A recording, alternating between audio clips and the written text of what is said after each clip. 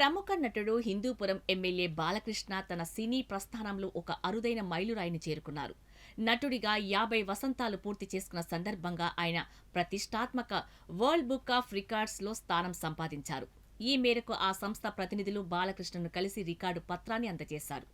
ఈ అరుదైన ఘనతపై ఆంధ్రప్రదేశ్ ఉప ముఖ్యమంత్రి, జనసేన అధినేత పవన్ కళ్యాణ్ ఎక్స్ వేదికగా ఆయనకు అభినందనలు తెలిపారు.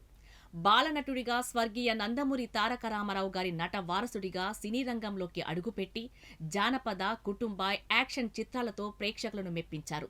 నట జీవితంలో 50 ఏండ్ల సుదీర్ఘ ప్రయాణం పూర్తి చేసుకుని వరల్డ్ బుక్ ఆఫ్ రికార్డ్స్లో చోటు సాధించడం ఎంతో అభినందనీయమంటూ పవన్ పేర్కొన్నారు.